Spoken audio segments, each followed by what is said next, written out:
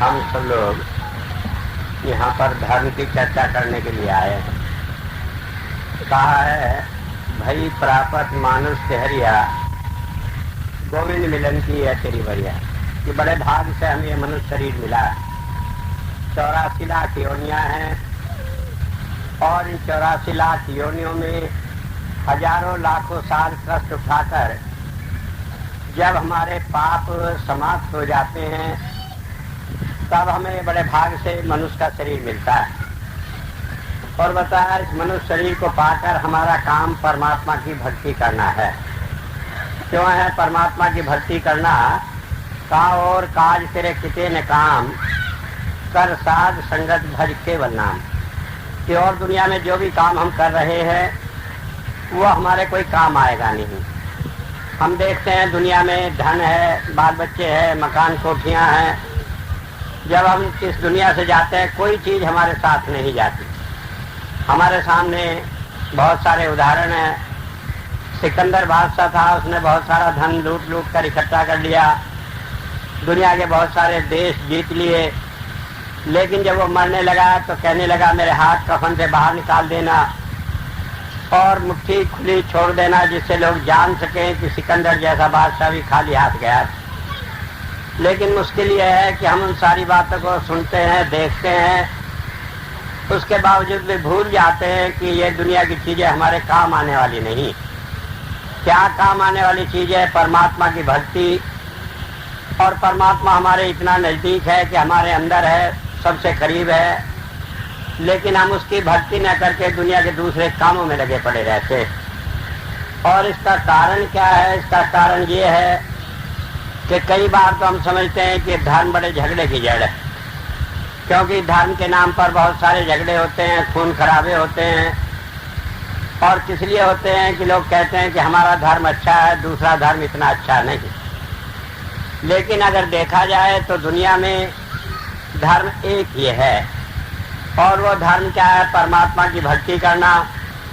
और बाकी जितने धर्म हैं जिन्हें हम कहते हैं, चाहे हिंदू धर्म कहो, सिख धर्म कहो, जैन धर्म कहो या बौद्ध धर्म, किसी भी नाम से कहो, ये तो उस भक्ति करने के तरीके हैं जहाँ रहकर हम परमात्मा की भक्ति कर सकते हैं।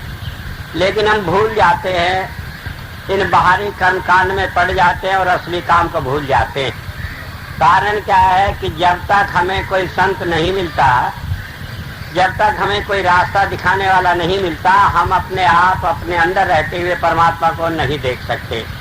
परमात्मा हमारे अंदर है, लेकिन हम उसे खोजने के लिए कभी हरिद्वार गए, कभी ऋषिकेश गए, कभी मक्का गए, कभी मदीना गए। पूछे भाई क्यों गए थे वहाँ पर? कि परमात्मा का दर्शन करने गए। कोई पूछे कि भाई यहाँ से, हमारे गांव से क्या परमात्मा ने किसी को निकाल दिया कि हम उसे हरिद्वार ढूंढने गए थे, या हरिद्वार का परमात्मा कोई अलग है और हमारे गांव का परमात्मा कोई अलग है? लेकिन होता यह है कि हम अपने अंदर रहते हुए उस परमात्मा को देख नहीं पाते, तो इसलिए हम इस संसार में भटकते रहते। अब उसे कैसे देखेंगे, कैसे वो मिलेगा? तो पहली बात ये समझ लेने की है कि परमात्मा हमारे अंदर है। अब उस अंदर रहते हुए परमात्मा को हम नहीं देखते और बाहर घूमते फिरते हैं, इसका क्या कारण है? इसका कारण हमारी नासमझी है। मैं एक कहानी सुनाता हूँ। एक बुढ़िया माई थी, वो बैठी हुई कुर्ता सी रही थी, उसके हाथ से सुई छूट गई। वो सुई ढूंढने लगी, कमरे में अंधेरा था, सुई मिली नहीं। कमरे के बाहर एक बल्ब लगा हुआ था, रोशनी हो रही थी, वो जाकर वहां ढूंढने लगी सुई को। एक लड़का आया, कहने लगे माता क्या ढूंढ रही हो? कहने लगे बेटे मेरे सुई गिर गई हाथ से, मैं कुर्ता सी रही थी, उसे ढूंढ रही। कहने लगे क्या सड़क पर बैठकर कुर्ता सी रही थी? कहने लगे नहीं, कमरे में सी रही थी। कमरे में ही सुई गिरी है, लेकिन वहाँ अंधेरा है, इसलिए मैं बाहर रोशनी में ढूंढने चली आई। तो लड़का कहने लगा माता बड़ी नासमझ हो कि सुई तो कमरे में गिरी है, बाहर कहाँ मिल जानी है? वही हालत हमारी है। परमात्मा तो हमारे अंदर है और हम उसे ढूंढते बाहर फिर रहे हैं। लेकिन हमने कभी सोचा नहीं कि ये झंझट क्यों हो जाता है, क्यों हमें परमात्मा मिला नहीं, क्यों हम उसे भटकते हुए बाहर खोजने लगते हैं। इसके लिए कबीर साहब ने एक बात कही है। उन्होंने कहा वस्तु कहीं खोजे कहीं के विदावे हाथ, कहे कबीर तब पाइए भेदी लीजिए साथ। कि चीज कहीं रखी है आप ढूंढते रहे, मिलती नहीं। अगर उसका जानकार साथ ले लो, वो रास्ता दिखा दे, तो हमें चीज मिल जाती है। तो चीज हमारे अंदर है और हमें मिली नहीं, इसलिए कि उसका जानकार कोई मिला नहीं। हमने आंख बंद की, बैठ गए कि परमात्मा की याद करेंगे, और दुनिया भर की चीजें हमारे मन में आने लगती है, हम उसी में खो जाते। मुझे याद है एक बार एक आदमी मेरे हुजूर के पास गया, जाकर कहने लगा, हुजूर मुझे नाम दे दें, तरीका सिखा दें भजन करने का। तो हुजूर ने बिठाया, मंत्र बता दिया, कह दिया ऐसे जाप करो तो तुम्हारे अंदर रोशनी हो जाएगी। कहने लगे तो बड़ा आसान तरीका है, कुछ करना नहीं, खाली ऐसे बैठ कर याद करते रहो तो इससे काम बन जाएगा। तो कहने लगा मैं 1 महीने बाद इस अभ्यास को कर कर आपके पास दोबारा आऊंगा। वो आदमी चला गया, जाकर घर पर भजन पर बैठा। जब ध्यान करने लगा तो थोड़ी देर ध्यान किया तो उसे याद आया कि एक कुल्हाड़ी थी उसके घर में और कोई पड़ोसी उसे मांग कर ले गया। पड़ोसी को भूल गया, उसने भी वापस नहीं लौटाई और इसे भी याद नहीं रहा कुल्हाड़ी कौन ले गया। तो भजन छोड़कर सोचने लगा कि पहले कुल्हाड़ी ढूंढ लो, फिर बाद में भजन कर लूंगा। अब वो याद कहानी थी, भूल गई, याद नहीं आई। अगले दिन फिर भजन पर बैठा, अगले दिन फिर वही याद आ गई, फिर ढूंढने लगा। 1 महीना इसी तरह गुजार दिया। 1 महीने बाद पहुंचा हुजूर के पास, जाकर कहने लगे, हुजूर कहने लगे भाई भजन का क्या हाल है। कहने लगे हुजूर कोशिश तो बड़ा करता हूँ लेकिन ये कुल्हाड़ी भजन बनने नहीं देती। कहने लगे मैंने तो कुल्हाड़ी कोई बताई नहीं थी जब तरीका दिया था भजन का। कहने लगे आपने तो नहीं बताई थी लेकिन सारा किस्सा सुनाया। और कहने लगे वो कुल्हाड़ी किसी को देकर भूल गया, वही याद आ जाती है। हुजूर कहने लगे 3-4 रुपए की कुल्हाड़ी है और दूसरी खरीद लेते, इतना टाइम खराब कर दिया, भजन में लगाते इस टाइम को, क्यों 4 रुपए की चीज के लिए भटक रहे। कहने लगे हुजूर खरीद तो ली उसके बाद 3-4, लेकिन उसी की याद नहीं भूलती जो खोई गई। तो ऐसे हमारा मन बिना बात की बातों में अटका रहता है और सारी जिंदगी इसी में लगा देता है। कारण क्या है कि ये मन दुनिया में फंसा हुआ है और जिन चीजों में फंसा हुआ है ये उन्हीं में जाकर अटक जाता है। तो जब संत आते हैं वो हमारे इस मन को बाहर से हटाकर अंदर में परमात्मा के साथ जोड़ देते हैं। अब सवाल यह है कि परमात्मा के साथ वो कैसे जोड़ते हैं और परमात्मा का क्या रूप है जिसके साथ जुड़कर हम कह सकते हैं कि हमें परमात्मा की प्राप्ति हुई। हमारे यहाँ सारे धर्म ग्रंथों में एक बात कही गई है कि परमात्मा के 33 रूप है। उसका बताया है कि 12 प्रकाश रूप हैं, 11 नाद के आवाज हैं हमारे अंदर जो होती हैं, 8 सोम के रूप है जिन्हें शब्द करके कहा है। तो इस तरह से ये 31 रूप है और एक जिसके अंदर ये 31 रूप काम करते हैं वो मनुष्य होता है, जिसे हम संत कहते हैं, परमात्मा का अवतार कहते हैं, साधु कहते हैं, महात्मा कहते हैं, महापुरुष कहते हैं, कुछ भी कह लें, लेकिन वो इन 31 रूपों को अपने अंदर पाए होता है। और जब हम उसके पास जाते हैं वो हमें इनके साथ जोड़कर हमें भी इसका अनुभव करा देता है। तो ऐसे महापुरुष को जिसके अंदर ये ताकत प्रकट होती है, हमेशा से चाहे हमने साधु कहा, संत कहा, परमात्मा का रूप कहा, कोई भी रूप कहा, तो ऐसे ही महापुरुष हुए जिन्हें भगवान राम कहा, भगवान कृष्ण कहा, गुरु नानक देव जी महाराज कहा, या हमने किसी भी महापुरुष के नाम से कहा। तो जब वो ताकत उनके अंदर काम करती है तो वही परमात्मा का रूप है। तो ऐसे मनुष्य को देखकर हम कहते हैं कि यही परमात्मा है, ये परमात्मा का रूप है और उसी रूप में हम परमात्मा को जानते हैं। तो जब ऐसा कोई महापुरुष मिलता है तो वो हमें परमात्मा के साथ जोड़ता है, उसका अनुभव कराता है। कहा गुरबाणी में, सतगुर ऐसा जानिए जो सबको ले मिलाए जियो। कि संत कौन होता है? जो सबको मिलाकर एक जगह इकट्ठा बिठा लेता है। तो वो कैसे इकट्ठा बिठाता है? वो नहीं कहता कि हिंदुओं यहाँ आ जाओ, मुसलमानों यहाँ बैठ जाओ, या तुम अपनी बात भुलाकर, भेदभाव भुलाकर इकट्ठे बैठ जाओ। वो कहता है कि अपने अंदर जाओ और वहाँ जाकर देखो, जब देखोगे तो समझ आएगी। और जब जान लोगे कि अंतर में सबके एक ही चीज है, फिर हम अपने भेदभाव अपने आप भूल जाते। ये बात समझ लेने की है कि संत हमें किसी बाहरी रूप से इकट्ठा मिलाकर नहीं बिठाता, बल्कि वो कहता है कि अपने अंदर जाओ और वहाँ अनुभव करके इस चीज को देखो। अब क्या होता है, जब हम अपने अंदर जाते तो वहाँ पर हमें किसी संत का, महापुरुष का रूप दिखाई देता है। अब उस रूप को देखकर हम जान लेते हैं कि हाँ परमात्मा इस रूप में काम करता रहा, तो हमें विश्वास बन जाता है। लेकिन ये रूप भी अलग अलग होता है। मुझे याद है एक बार मैं अमेरिका में था, टेलीविजन पर मेरा इंटरव्यू हो रहा था, तो मिस्टर लेक्सिक्सन कहने लगे क्या आप कहते हैं कि अंतर में परमात्मा दिखाई देता है, वो किस रूप में दिखाई देता है? मैंने बतलाया कि जिस रूप में परमात्मा प्रकट होकर इस दुनिया में काम करता है उसी रूप में वो दिखाई देता है। कहने लगे मैं आपकी बात समझा नहीं। मैंने कहा कि जैसे संत कृपाल सिंह जी महाराज के रूप में वो काम कर रहे हैं, तो जिन्हें अंतर में उनका रूप दिखाई दिया तो वो कहते हैं परमात्मा को देखा। जब मैंने ये बात कही तो वो कहने लगे अच्छा मैं समझ गया आपकी चालाकी। आपके साथ में 2-3 आपके शिष्य आए, आप इनसे कहलवा दोगे कि हाँ हमें तो संत कृपाल सिंह जी का दर्शन हुआ, तो फिर ये आप कहेंगे कि हाँ परमात्मा का दर्शन हो गया। लेकिन मैं कैसे मान लूं? मैं तो ईसा मसीह को परमात्मा मानता हूँ, मैं तो संत कृपाल सिंह को नहीं मानता। मैंने कहा ठीक है, कल नामदान होगा, आप आइएगा। वो अगले दिन आए, उन्होंने देखा कि कई आदमी वहाँ बैठे हुए और उनमें से कई आदमियों को ईसा मसीह का दर्शन हुआ। और दर्शन होने के बाद ईसा मसीह ने स्वयं कहा कि भाई अब तुम जाओ स्वामी जी के पास, यहाँ से तुम्हें रास्ता मिलेगा। तो होता यह है कि जहाँ भी जिस समाज में हम रहते हैं उसी समाज के महापुरुष के अंदर जब वो परमात्मा की ताकत काम करती रही, उसे देखकर तब हम जानते हैं कि हाँ ये बात ठीक है। और उसके बाद उससे हमें जो जीवित संत है उसका रास्ता मिलता है। एक बार मैं न्यूयॉर्क में था, तो वहाँ पर मैंने बहुत सारे आदमियों को नामदान दिया।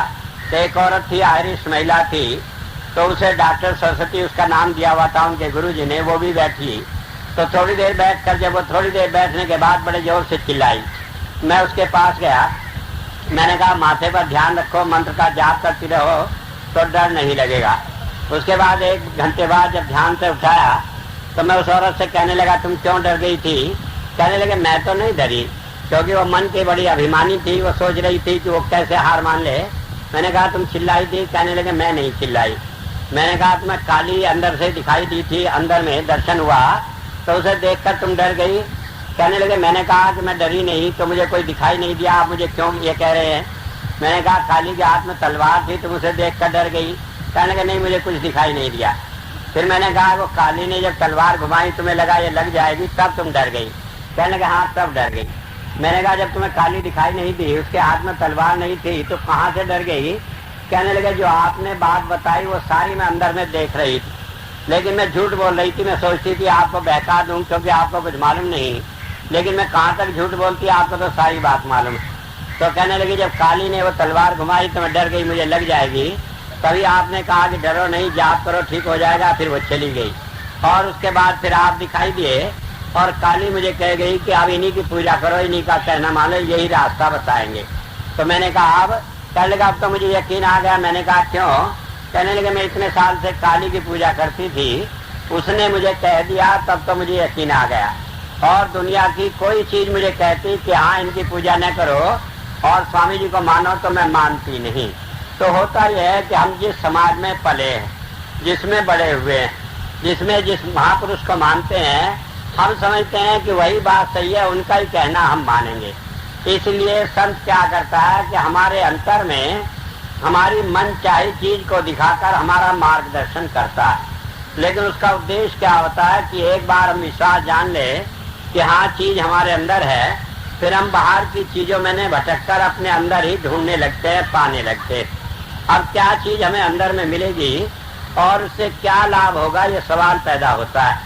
तो मैंने बताया कि 33 कोटि देवता होते हैं, 33 रूप हैं परमात्मा के, लेकिन कई बार हम इन बातों को समझते नहीं और उनके कारण उलझन में पड़ जाते हैं। जैसे कि हमारे यहाँ हिंदुओं में कहते हैं 33 कोटि देवता होते हैं, तो लोग उसका मतलब निकालते हैं 33 करोड़ देवता होते हैं, क्योंकि कोटि का एक अर्थ करोड़ होता है। और उससे कई बार हम लोग बड़ी एक ऐसी हालत में पड़ जाते हैं जहाँ पर लोग हंसी उड़ाते हैं कि ये किस धर्म को मानते हैं, इनके तो 33 करोड़ देवता है। मुझे याद है एक बार मैं इंग्लैंड में था, तो वहाँ पर डॉक्टर रॉबर्ट रामसी जो एंग्लिकन चर्च के हेड है, वो उनका प्रवचन हो रहा था। वो कहने लगे ये हिंदू बड़े पागल है, इनके 33 करोड़ देवता होते हैं, और जब ये मान लीजिए उसे पुकारें और वो 33 करोड़ देवता इनकी मदद को आ जाए, तो वही आपस में इतनी भीड़ हो जाएगी कि वही कुचल कर मर जाएंगे, तो वो किसी की क्या मदद करेंगे। और हमारा एक ईसा मसीह होता है, हम उसे याद करते हैं, वो आता है हमारी मदद करता है। और इस तरह से कहकर वो हंसने लगे जैसे कि वो मजाक उड़ा रहे हों।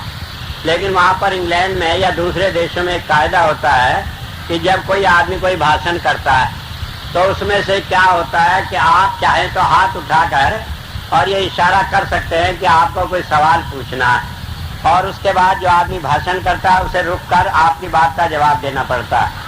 तो मैंने हाथ उठाया, वो कहने लगे क्या बात है। मैंने कहा आपको किसने कहा हिंदुओं के 33 करोड़ देवता होते हैं। कहने लगे मैं पिछले साल हिंदुस्तान गया था, कलकत्ते में एक मंदिर में गया तो वहां पर मुझे पुजारी ने बताया कि 33 करोड़ देवता होते। मैंने कहा अगर कोई आदमी कह दे तो उससे कोई धर्म नहीं हो जाता, क्योंकि मैं तो आर्य समाजी आदमी हूँ, और जब मैं छोटा था आर्य समाज में जाया करता था तो वहाँ पर आर्य समाज के उपदेशक अक्सर कहते थे कि बाइबिल जो है वो गडरियों के गीत है। जैसे गडरिया कोई गीत गाता हो कि वो लिख दिए बाइबिल में, इसलिए गडरियों की किताब है, या कोई धर्म की किताब नहीं है। क्योंकि बाइबिल में एक जगह लिखा हुआ है I am good shepherd, I know my sheep well, कि मैं अच्छा रखवाला हूँ और मैं अपनी भेड़ों को अच्छी तरह जानता हूँ कि इनकी क्या आदत है, क्या स्वभाव है, मैं इन्हें अच्छी तरह समझता हूँ। तो मैंने कहा उसमें तो लिखा भी है गडरिये का और भेड़ की बात, तो क्या इससे हम ये मान लें कि बाइबिल जो है वो गडरियों का गीत है। कहने लगे आप क्या कहना चाहते हैं। मैंने कहा मैं कहना चाहता हूँ कि धर्म की पुस्तक होती है और उसमें लिखा रहता है, कहीं लिखा है कि हिंदुओं के 33 करोड़ देवता हैं। कहने लगे लिखा तो नहीं। मैंने कहा लिखा है, धर्म में आता है 33 कोटि देवता है, और कोटि का एक अर्थ करोड़ होता है, लेकिन एक अर्थ होता है श्रेणी। जैसे उच्च कोटि का विद्वान, तो इसका मतलब उच्च श्रेणी का विद्वान। तो होता यह है कि परमात्मा के 33 श्रेणियां होती हैं रूपों की, 12 होती है प्रकाश की। हमारे अंदर रोशनी आती है, एक रोशनी ऐसे होती है जैसे आग जलती है, एक रोशनी ऐसी होती है जैसे सुबह को सूर्य निकलता है जिसे उषा का प्रकाश कहा है, एक रोशनी ऐसी होती है जैसे बादल छाए हों और उस वक्त रोशनी हो जैसे इस वक्त अब मालूम पड़ रही है, एक रोशनी ऐसी होती है जैसे सुनहरी रोशनी हो। ये सारी रोशनियां हमारे अंदर हैं, ये परमात्मा से प्रकट होके आई है। और इस तरह से फिर 11 तरह की आवाजें होती हैं, जैसे कि पानी के बहने की आवाज है, घंटे की आवाज है, शंख की आवाज है, ढोल की, बीन या बांसुरी की है। तो ये सब मिलाकर 12 और 11 मिलाकर 23 होते। और ये रोशनी और ये आवाज जब अपने आप आने लगती है मनुष्य को, बिना आंख बंद करे, बिना भजन में बैठे, चलते फिरते दिखाई देने लगते हैं, तब उसे कहते हैं सोम रूप, या परमात्मा की इन धाराओं का अपने आप बहना। तो उसमें 8 रूप उसके होते। तो इस तरह से ये 31 रूप परमात्मा के हैं। तो जब ये 31 रूप किसी मनुष्य के अंदर प्रकट हो जाते हैं साधना करने से, भजन करने से, तो हम कहते हैं इसके अंदर नाम प्रकट हो गया। तो नाम कोई अक्षर नहीं है, बल्कि नाम तो परमात्मा के वो रूप हैं जिस रूप में वो प्रकट हुआ है। और इस नाम के द्वारा जिस रूप में वो प्रकट हुआ, हम परमात्मा के गुणों को जानते हैं। तो इसलिए जब कहा है, गुरबानी में अनेक जगह आया है कि नाम कोई अक्षर नहीं, कहा संत जना मिल भाइयों सच्चा नाम संभाल। उन्होंने ये नहीं कहा कि नाम जपो, बल्कि कहा संभाल करो, कि वो तो हमारे अंदर आ रहा है, हमें उसे संभाल करना है कि वो आ रहा है, हम उसके साथ जुड़ जाए और उसे अपनी आत्मा में समेट ले, उसे स्वीकार कर ले। तो इसे संभालना कहा। और कहा नाम के लिए तोसा बांधो जीव का इत्थे उठे नाल, कि वो हमारी आत्मा का भोजन है। इस लोक में भी परलोक में भी दोनों जगह वो हमारे काम आता है। तो बदला है कि जब हम नाम की कमाई करते हैं तो हमारा आखिरी समय होता है, हम इस संसार से चले जाते हैं, तो वो नाम हमारे साथ रहता है। उस लोक में भी जहाँ हम जाते हैं वो नाम हमारे साथ रहकर हमारा रास्ता दिखाता है और हमें परमात्मा से ले जाकर मिलाता है। तो ये बताया 21 रूप है और 8 रूप 23 रूप होते हुए 8 रूप सोम के हैं, ये 31 रूप है। और ये 31 रूप जब किसी मनुष्य में काम करते हैं तो उसे हम संत या महात्मा कहते हैं। तो वो संत या महात्मा भी जब हमारे अंदर प्रकट होता है तब हम जानते हैं कि ये संत है या महापुरुष है, तब हम उसे सही रूप में जान सकते हैं। अन्यथा बाहर से हम किसी संत को जान नहीं सकते, वो ऐसे ही मालूम पड़ता है जैसे और दुनिया के आदमी, लेकिन उसमें हमारे में फर्क है कि उसके अंदर परमात्मा की ताकत काम करती है। और एक बात होती है, सुवर भरे प्रेम के रंग उपजे चाहो साध के संग, कि वह परमात्मा के प्यार के रंग में रंगे रहते हैं। और जब हम उनके पास जाते हैं वो परमात्मा का प्यार हमारे अंदर भी पैदा कर देते हैं। तो जब हम संतों के पास जाते हैं वो हमें परमात्मा की भक्ति में लगा देते हैं। आज हम दुनिया में लगे पड़े हैं अपने कामों में, वो कहते हैं कि ये काम तो जो हम दुनिया में कर रहे हैं ये तो हमारे भाग्य के अनुसार है, ये तो हो नहीं है, इसे कोई रोक नहीं सकता। अगर हम नहीं करना चाहेंगे तब भी करना पड़ेगा, और अगर करना चाहेंगे तब भी करने पड़ेंगे। लेकिन जो काम करने का था वो है परमात्मा की भक्ति। अगर हमने परमात्मा की भक्ति नहीं की और यही दुनिया के काम करते रहे तो इन्हें कर लेने के बाद फिर जन्म मरण में आते रहेंगे, छुटकारा होगा नहीं। इसलिए मनुष्य की योनि के रूप में हमें ये मौका मिलता है कि हम आकर परमात्मा की भक्ति करें और इससे इस जन्म मरण से छूट जाएं, बार बार हमें इस चक्र में आना न पड़े। अब सवाल यह है कि परमात्मा की भक्ति करने के लिए हर एक धर्म में बताया कि संत का होना आवश्यक है। जब तक कोई जिंदा संत नहीं मिलता तब तक हम परमात्मा की भक्ति नहीं कर सकते। कहा गुरबानी में, मत कोई भरम भूले संसार, गुरु बिन कोई न उतरस पार। कि ये संसार में कोई भ्रम में न रहे कि बिना गुरु के कोई भवसागर को पार नहीं कर सकता। और इस बात को खोलकर बयान किया आगे, कहा पुरखी गुरु ने सेविया से दुखिए जुपचार। कि जिन्होंने शरीर रूप में जो गुरु मौजूद है जाकर उसकी सेवा नहीं की वो चारों युगों में दुखी रहेगा, उसे रास्ता मिलेगा नहीं, छुटकारा होगा नहीं। तो 4 युग होते हैं, जैसे 12 महीने होते हैं, तो चाहे जितने वर्ष हो इस 12 महीनों में ही बटे रहते हैं। तो ठीक इसी तरह जब से ये दुनिया बनी और जब तक ये दुनिया समाप्त होगी 4 युगों में दुनिया बटी रहती है। सतयुग है, त्रेता है, द्वापर है, कलयुग है, और इसके बाद नंबरवार फिर इसी तरह ही आते रहते हैं। तो कहा जब तक दुनिया समाप्त होगी तब तक सिवाय संत की शरण में जाकर सेवा करने के और कोई दुखों से छुटकारे का तरीका है नहीं। अब एक बात बताइए कि जब हम संत की शरण में जाएंगे तभी हमारा छुटकारा होगा। अब कोई कहेगा कि संत तो है ही नहीं, आए नहीं, हम जानते नहीं, कैसे छुटकारा होगा, कैसे हम जानेंगे? तो पहली बात है समझ लेनी की है कि इस दुनिया में संत हमेशा रहते हैं। कोई ऐसा युग नहीं होता, कोई ऐसा समय नहीं होता, कोई ऐसा क्षण नहीं होता कि जब संत इस संसार में न हो। कहा संत न होते जगत में जल मरता संसार। कि अगर इस संसार में संत न हो तो ये दुनिया रहने लायक है ही नहीं, दुखों में ये आदमी फंसकर मर जाता है। ये दुख क्या होता है? ये दुख हमारे अपने पैदा किए हुए हैं। जब हम कोई काम करते हैं तो उससे हमें सुख मिलता है, जब सुख मिलता है तो हम बड़े खुश होते हैं, लेकिन उसके बाद हमारी इच्छा होती है कि दोबारा मिले तो हम उसके साधन जुटाते हैं। कि मान लीजिए हमें कार ली, उससे हमें सुख हुआ तो हम और रुपया जोड़ कर रखते हैं कि आगे जब पुरानी हो जाएगी तो दूसरी कार खरीदेंगे। तो सुख से क्या होता है कि लोभ होता है हमारे मन में, और दूसरी चीज होती है मोह हो जाता है। जिससे हमें सुख मिलता है उससे हमारा मोह जुड़ जाता है। तो ये लोभ और मोह हमें दुख का कारण है, क्योंकि आदमी इसमें फंसकर हमेशा ही दुखी रहता है। कहा कि लोभी आदमी को कभी सुख नहीं मिलता, चाहे वो कितनी कोशिश कर ले, उसे दुनिया में कुछ भी मिल जाए लेकिन वो कभी सुखी होता नहीं। एक कहानी है छोटी सी। एक भिखारी था, वो रोजाना जाकर भिक्षा मांगा करता था। तो कुछ महंगाई ज्यादा आ गई तो लोग ऐसे हो गए तो उसे कुछ देते नहीं थे, वो बड़ा परेशान था। एक दिन घर में बैठकर कहने लगा ऐसा खराब जमाना आ गया कि लोग भिक्षा भी नहीं देते, सारे दिन मांग कर लाओ तो पेट भरने के लिए भी नहीं मिल पाता। तो सोच विचार करने लगा तो कहने लगा कि कल मैं सुबह ही जल्दी घर से जाऊंगा, क्योंकि सुबह के समय आदमियों के दिल में दया ज्यादा होती है, तो वो देंगे तो उससे मुझे ज्यादा मिलेगा। तो जब सुबह को अपने घर से चलने लगा तो अपनी पत्नी से कहने लगा कि तुम 2 मुट्ठी चावल मेरी झोली में डाल दो, जिससे शकुन अच्छा हो जाए तो मुझे जाकर चीजें मिल जाए। अब उसने 2 मुट्ठी चावल डाल दिया। जब वो घर से थोड़ी दूर पर गया तो उसने देखा आगे राजा अपने रथ में बैठा हुआ आ रहा था। वो बड़ा खुश हुआ, कहने लगे आज का दिन बड़ा अच्छा है, परमात्मा ने देखो राजा को भेज दिया।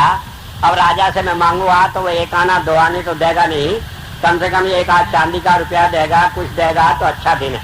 तो जैसे ही रथ उसके पास आया तो रथ रुक गया।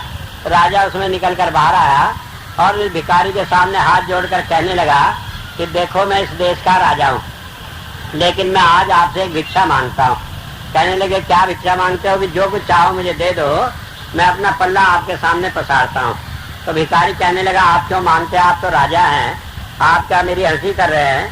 तो कहने लगा नहीं हंसी नहीं कर रहा हूँ, बल्कि ऐसा है मुझे एक यज्ञ करना है, और पंडितों ने बतलाया है कि जाकर भिक्षा मांग कर लाओ। जो आदमी पहला आदमी तुम्हें मिलेगा उससे जो भिक्षा मिलेगी उसी से आज भोजन बनाकर करना है, और उसके बाद फिर यज्ञ शुरू करोगे। तो तुम ही पहले आदमी मिले हो, तो जो मेरे पल्ले में डाल दोगे उसी से मेरा आज का भोजन बनना है। अब भिखारी सोचने लगा कि ये राजा है, मानो मैं इसे कुछ दूंगा नहीं तो कल को ये मुझे बुलाकर सजा देगा। तो उसने एक मुट्ठी चावल उसके झोली में डाल दिए, लेकिन बड़बड़ाने लगा, कहने लगा आज का दिन बड़ा खराब है। कि राजा भी मिला, वो भिखारी हो गया, कहने लगा आज का दिन बड़ा खराब है। जाता रहा, सारे दिन मांगता रहा। आखिर में शाम को जाकर जब घर पर गठरी उसमें पटकी तो बड़ी भारी गठरी थी। तो उसकी औरत कहने लगी आज का दिन बड़ा अच्छा, बड़ी भीख मिली है। कहने लगा नहीं, आज का दिन बड़ा खराब है। कहने लगे खराब क्यों होते, अच्छा है, इतना तो कभी मिला नहीं। कहने लगे ये बात तो तुम्हारी ठीक है, लेकिन आज राजा मिला, उसने मेरा एक मुट्ठी चावल ले लिया। अगर वो कुछ देता तो एक आध चांदी सोने का रुपया होता, उसके बदले में मेरा मुट्ठी चावल ले लिया, तो एक दिन खराब है। तो औरत कहने लगी इतना मिला। कहने लगे तुम्हें ये समझ नहीं है कि ये जो मिला ये तो मेरे भाग में था, लेकिन दिन खराब इतना है कि मेरी जो झोली में था उसमें से भी राजा ले गया, इसलिए मैं तो कह रहा हूँ कि दिन बड़ा खराब है। तो औरत कहने लगी चलो क्या झगड़ा करना, अब तुम्हारी समझ है, चलो अब देखें क्या है। उसने खोला तो सामान में देखा कि एक मुट्ठी चावल सोने के थे। कहने लगी ये सोने के चावल तुम्हें किसने दे दिए?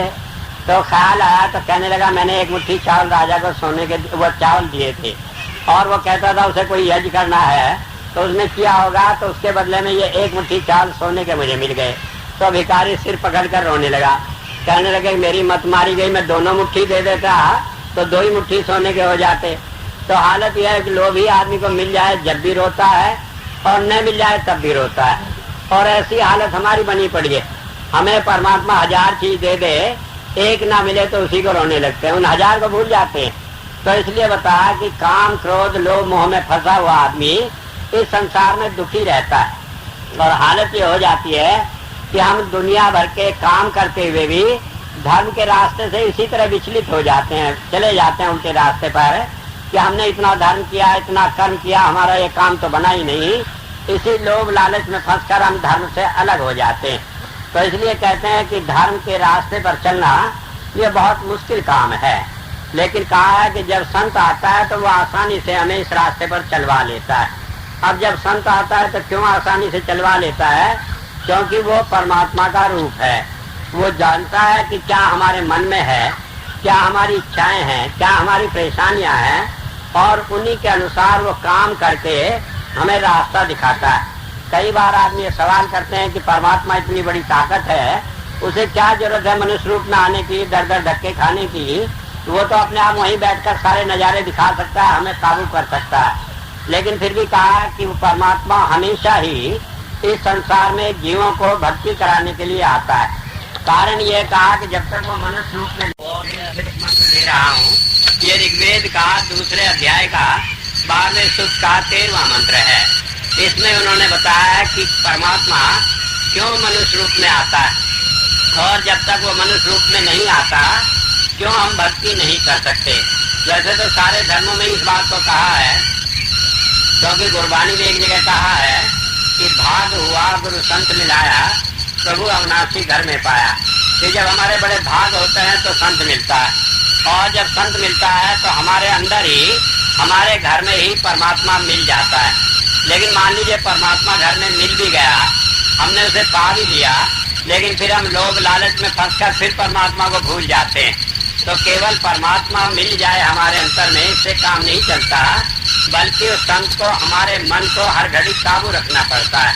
जब तक ये मन काबू नहीं रहता, हम सब कुछ पाकर भी परमात्मा को फिर भूल जाते हैं, जब कोई हमारा छोटा सा भी काम बिगड़ जाता है। तो वेद में क्या कहा है? चित अस्मे दावा पृथ्वी नम एते।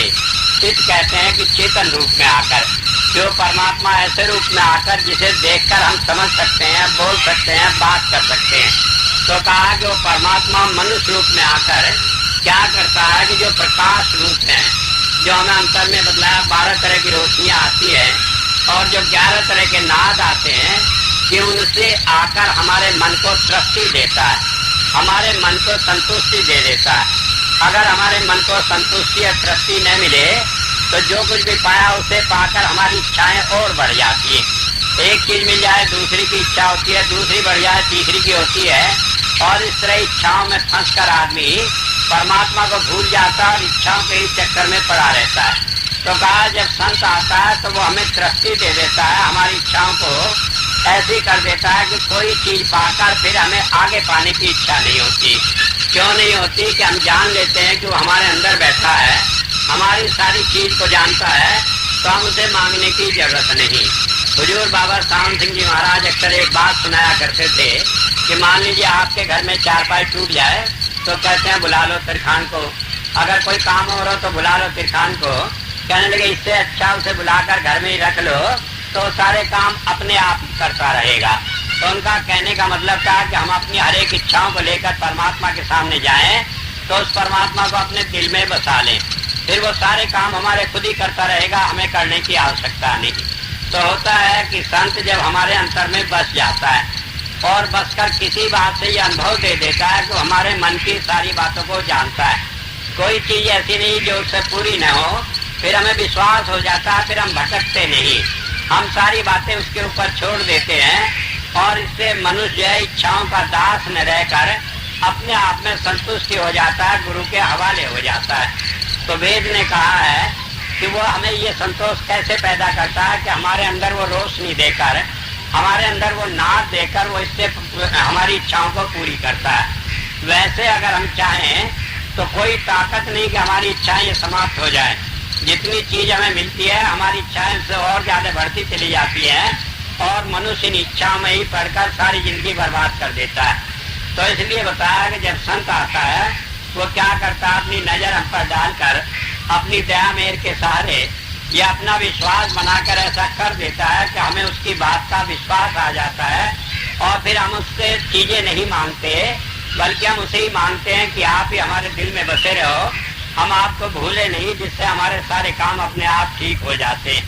और फिर ये होता है ठीक हो न हो हम चिंता नहीं करते, हम कहते हैं जिसका काम है वो जाने, हमें कोई परेशानी नहीं। अगर कोई काम ठीक होगा तो ठीक है, नहीं होगा तब उसका काम है वो अपने आप ठीक करेगा। कबीर साहब ने इस बात को दूसरे ढंग से कहा, कहने लगे कि मेरे मन में कोई चिंता नहीं है क्योंकि मैं तो उस मालिक को अपने सिर पर समझता हूँ कि जैसे कि पतिव्रता स्त्री होती है कि वो जानती है अगर वो नंगी है, उघाड़ी है, परेशान है तो उसका आदमी अपने आप ही सारी बातें सोचेगा, उसे सोचने की जरूरत नहीं। इसी तरह जब हम प्रभु के आश्रित हो जाते हैं, परमात्मा के हवाले हो जाते हैं, फिर हमें किसी बात की चिंता नहीं होती। हर काम वो अपने आप बनाता है, बनाए या न बनाए, बनाए या बिगाड़े, उसमें हर हालत में हमें संतुष्ट रखता है, हमारे मन को खराब नहीं होने देता। आगे बताया जो सुषमा चित्त सब पर्वता भयंते, सुषमा कहते हैं कठोर, तो संत को कठोर भी कहा है कि वो बड़ा कठोर हृदय होता है। ये नहीं होता कि संत दया ही दया करता है, संत जो है बड़ी शक्ति भी रखता है। कहा कि कबीर साहब ने कहा है कि रात न आवे निंदिया थर थर कापे जी, न जाने क्या करेगा जाने मेरा पीर। कहने लगे मुझे रात में नींद नहीं आती, मैं घबराता रहता हूँ। क्यों? कि अगर मैंने गलती कर दी तो वो मुझे माफ भी नहीं करेगा। जहाँ हम परमात्मा के अनेक रूप देखते हैं वहाँ गुरु के रूप में हमने देखा होगा कहीं ना कहीं उसके हाथ में कोई हथियार रहता है। जैसे भगवान कृष्ण के हाथ में चक्र था, भगवान राम के हाथ में धनुष बाण थी, इसी तरह से गुरु गोविंद सिंह जी महाराज के हाथ में तीर कमान थी। तो ये सब इस बात का एक गवाह है। कहने लगे वो इस मामले में जहाँ दयावान होते हैं वहाँ सख्त भी बड़े होते हैं। ईसा मसीह ने बाइबल में इस बात को दूसरे ढंग से कहा है, कहने लगे मेरे हाथ में तलवार है और मैं इस दुनिया को बसाने नहीं बल्कि उजाड़ने आया हूँ। मैं तो माँ को बेटी से, बहू को उसकी सास से अलग करने आया हूँ। तो उसका मतलब ये है कि हम दुनिया में माँ बेटी के प्यार में या दूसरे रिश्तेदार के प्यार में फंसे न रह जाएं, बल्कि इस दुनिया से अपने मन को हटाकर परमात्मा में जोड़ें। ये काम करने के लिए संत आया है। तो उसी बात पे उसमें कहा कि संत हमें इस दुनिया में बसाते नहीं, इस दुनिया में तो उनका इतना काम है कि जो हमें जिंदगी मिली है और जितने हमारे कर्म है जो हमें इस जन्म में भोगने हैं उन्हें भुगतवा कर वो आसानी से हमें निकाल कर ले जाता है। तो वेद क्या कहता है कि वो बड़ा कठोर हृदय है और वो क्या करता है, वो चेतन धारा देता है। अंतर में जो रोशनी है, अंतर में जो आवाज है वो खाली रोशनी और आवाज नहीं है बल्कि वो परमात्मा का रूप है। और जैसे परमात्मा देखता है ऐसे ही उस रोशनी से सारी चीजें परमात्मा देखता है और अपनी बात को उस नाद के द्वारा हम तक पहुंचाता है। तो वो चीजें ऐसी हैं जिसे से परमात्मा देखकर हमें अपनी बात को हम तक पहुंचाता है। तो इसलिए बताया कि वो उन रूपों से हमें अंतर में डराता है। जो गलत काम होता है उससे डराकर हमें उससे दूर रखता है। एक बात ये समझ लेनी की है, संत हमें दुनिया में नहीं डराता। दुनिया में कोई कितना ही मुश्किल काम हो, जब हम संत का सहारा ले लेते हैं तो हम उससे घबराते नहीं, लेकिन अंतर में वो हमें पकड़े रहता है, डराता है, जिससे हम किसी गलत काम पर, किसी पाप के काम पर चले नहीं। ये बात बड़ी समझ लेने की है। मुझे याद है एक बार एक भाई गया हुजूर के पास और जाकर कहने लगे महाराज जी मुझे नाम दे दो। और महाराज जी तो जानते थे, पूछा कि भाई शराब वराब का क्या हाल है? कहने लगे जी वो तो मैं खूब पीता हूँ। कहने लगे फिर छोड़ने का? कि छोड़ने की कोशिश करता हूँ, छूटती नहीं। मैंने बड़ी कोशिश कर ली, किसी तरह छूटी नहीं। कहने लगे हुजूर तो अच्छा भाई एक काम करना, एक बात मैं बता दूं, संत बड़े चालाक होते हैं, हम इनकी बातों को आसानी से नहीं समझ सकते। तो उन्होंने क्या कहा कि अच्छा भाई तुम एक काम करना कि वैसे तो पीते रहना लेकिन मेरे सामने मत पीना। अब वो कहने लगा हाँ जी ये तो मैं वायदा करता हूँ आपके सामने नहीं पीऊंगा। कहने लगे वायदा करते हो, चलो तुम्हें नाम दे दे। अब बिठाकर नाम दे दिया। अब वो घर चला गया। उसे तो रोज पीने की आदत थी, जहाँ टाइम हुआ तो बोतल निकाल रहा है, गिलास निकाल रहा है, लाकर जैसे गिलास में उड़ेल कर पीना शुरू किया तो उसने देखा कि उसमें महाराज जी की तस्वीर दिखाई दी। तो कहने लगा ये कहाँ से आ गए इसमें? फिर ख्याल आया आज ही नाम लिया तो इसलिए हो सकता है उनका ख्याल बना हो, तो मेरा ही ख्याल है इसमें शराब में कहाँ से आ जाएंगे? कि महाराज जी तो कहते हैं शराब पीते नहीं, तो वो अपने आप शराब में कहाँ से आ जाएंगे? तो उसने ये सोचकर पीना शुरू किया। जैसे गिलास मुंह के पास रहा तो उसके मुंह पे बड़े जोर की एक चपत पड़ी और वो गिलास दूर जाकर गिर पड़ा। अब वो मुंह पर जो चपत लगी तो मुंह सूज गया। अब वो भागा आया महाराज जी के पास। कहने लगे महाराज जी आज तो एक बड़ा गड़बड़ हो गया नाम लेने के बाद। कहने लगे क्या हुआ? कहने लगे खबर नहीं, घर में भूत आ गया, क्या हो गया? मेरे बड़े जोर की चपत लगी, मेरा गिलास भी दूर जा पड़ा। कहने लगे कहीं का गिलास था? कहने लगे शराब का गिलास था। कहने लगे हाँ तुम पी रहे तो? कहने लगे हाँ पी रहा था। कि जब पी रहे थे कुछ मालूम पड़ा था? कहने लगा हाँ उसमें आपकी तस्वीर दिखाई दी थी, लेकिन मैंने सोचा आप उसमें कहाँ से आओगे? कहने लगे तुमने तो वायदा किया था आपके सामने नहीं पीऊंगा, तो तुमने क्यों पी? कहने लगे फिर तो वो चपत मैं ही लगाई तुम्हें ठीक करने के लिए।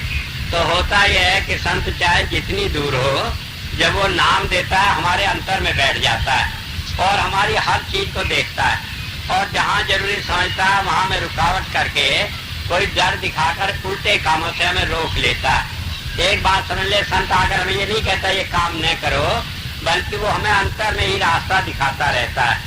और एक बार जब अंतर में रास्ता देख लेते हैं और जब ये जान लेते हैं कि वो हमारी हर चीज को जानता है, तो फिर हमारा मन किसी गलत काम को करने को करता नहीं। फिर हम सोचते हैं वो सारी चीज देख रहा है, हमारा खुद ही मन किसी गलत काम को करने को नहीं करता। दो बातें होती है। एक बात ये होती है कि जब हमारा भजन बनता है और उसके बाद वो बनना बंद हो जाता है, तब हम सोचते हैं क्या गलती की कि हमारा भजन अब बनता नहीं, तो हमें परेशानी होती है, रोते हैं, परेशान होते हैं। तो उससे फिर हमारे पाप जो है वो खत्म होने लगते हैं। दूसरा तरीका है कि वो हम अंतर में दिखाकर डराकर गलत काम से रोक लेता है। मैं बता रहा हूँ इसी कारण संत जो है शरीर रूप में आता है, क्योंकि अन्यथा हम परमात्मा का भय अन्य किसी तरीके से नहीं मान सकते। क्योंकि परमात्मा को तो हम कह देते हैं कि अच्छा देखता होगा, जब देखेगा कुछ कहेगा तो देख लेंगे, अभी तो जो कर रहे हैं वो करते रहे।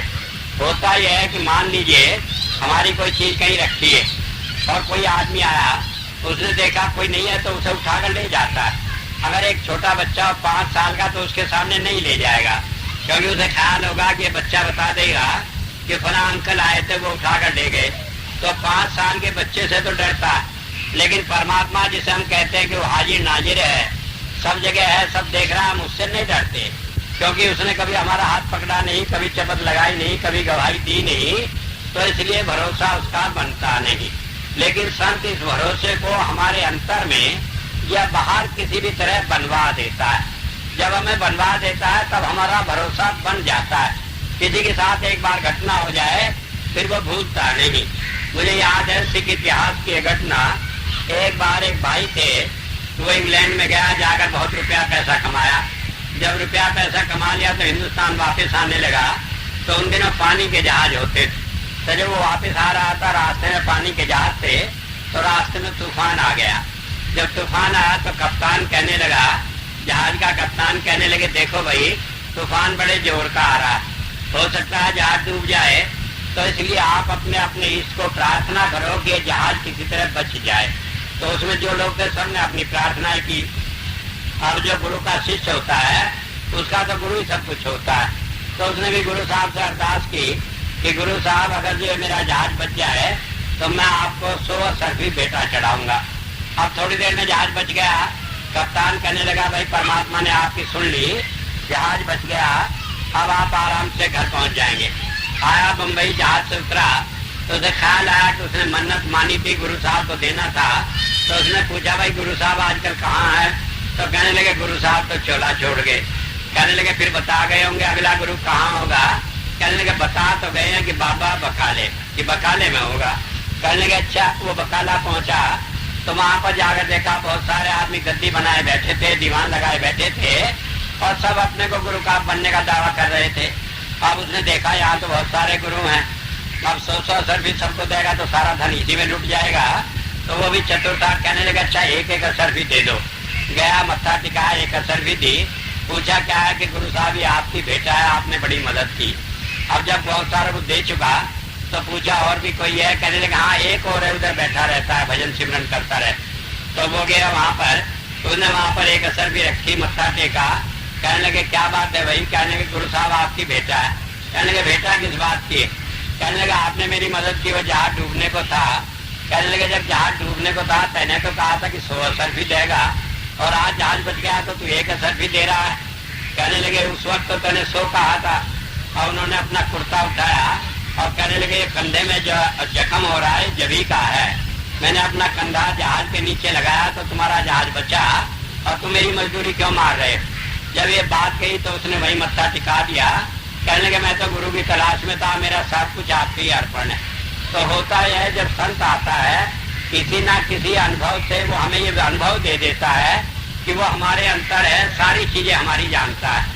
और एक बार कहीं हमें ये अनुभव हो जाए पर जीवन भर के लिए हमारे लिए एक सबक हो जाता है, फिर हम उसे भूलते नहीं। इसलिए बताया कि जब संत आता है वो हमें डरा कर, वो हमें प्यार से हमें ऐसे रास्ते पर लगा देता है कि हमारा विश्वास परमात्मा से जुड़ जाता है। आगे बताया ये सोमपा नीची तो वज्रबाहु का। सोमपा कहते हैं कि जिसने परमात्मा को पा लिया, जिसने परमात्मा के उस रूप को अपने अंदर ग्रहण करके वो परमात्मा का रूप बन गया हो, जिसमें परमात्मा में और उसमें कोई भेद न हो। कहा कि ऐसा संत क्या करता है, नीची तो जो नीचे है, पापी है, कि उन्हें अपने जैसा ही बना लेता है। कैसे बना लेता है कि धीरे धीरे जैसे चिड़िया होती है वो अपने बच्चे को उड़ना सिखाती है, इस तरह धीरे धीरे वो अंतर में भजन कराकर उसे अनुभव देकर उसे सिखा लेता है।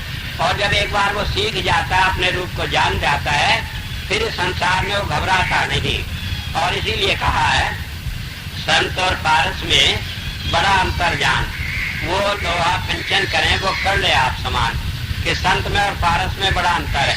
पारस एक पत्थर होता है, कहते हैं उसे लोहे से छुआ दो तो सोना हो जाता है। कहा कि वो लोहे को सोना तो बना सकता है लेकिन पारस नहीं। लेकिन संत जिसे अपनाता है उस पापी को भी संत ही बना देता है, फिर उसमें कोई फर्क नहीं रहता। और आज तक हम देखते हैं कि जितने भी संत बने वो किसी गुरु की कृपा से ही बने। वो हमारे सामने हमारे जैसे इंसान थे, लेकिन उन्हें अपना कर गुरु साहब ने अपने जैसा बनाकर जीवों के उद्धार के लिए संसार में छोड़ दिया। तो होता यह है कि संत हमें पूर्ण बनाता है।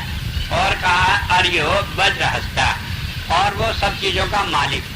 परमात्मा के राज में संत ही सब कुछ करते हैं, परमात्मा अपने आप कुछ नहीं करता। बाइबल में एक आता है इमोस 3:7, कहा Lord God does nothing except he reveals his secret council to his servants the profit.